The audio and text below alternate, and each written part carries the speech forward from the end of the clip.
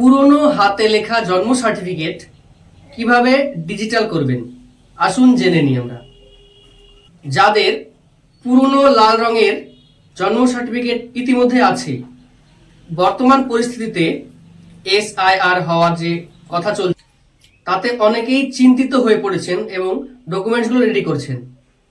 চিন্তিত হওয়ার কিছুই নেই, কিন্তু ডকুমেন্টস নিজের ঠিকঠাক রেডি করে রাখাই অবশ্য জরুরি। চলুন জেনে নিই কিভাবে আমরা পুরনো হাতে লেখা ডকুমেন্টস ডিজিটাল করব।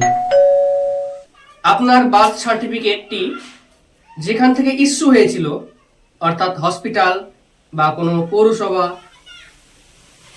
আপনি সেইখানে যাবেন।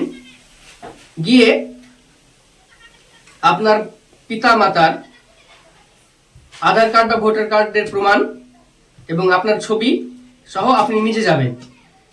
সেখানকার আধিকারিকরা আপনার ফর্মটি ফিল আপ করে দেবেন এবং 15 দিনের মধ্যেই ডিজিটাল বার্থ সার্টিফিকেট পেয়ে যাবেন। এখন প্রশ্ন হচ্ছে, অনেক জায়গায় বন্ধ হয়ে গিয়ে বা কোথায় করা ছিল সেখানে ঠিক খুঁজে পাওয়া যাচ্ছে না। আপনারা দেখবেন সার্টিফিকেটের নিচে যেখানে অথরিটির সিগনেচার করা আছে, ওই সিলের নামেই দেখবেন যে কোথাকার সার্টিফিকেটটি ইস্যু হয়েছিল সেই হাসপাতাল বা পৌরসভার ঠিকানা লেখা আছে।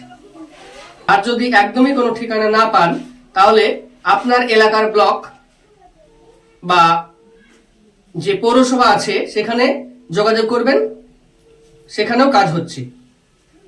ধন্যবাদ, ভালো থাকবেন।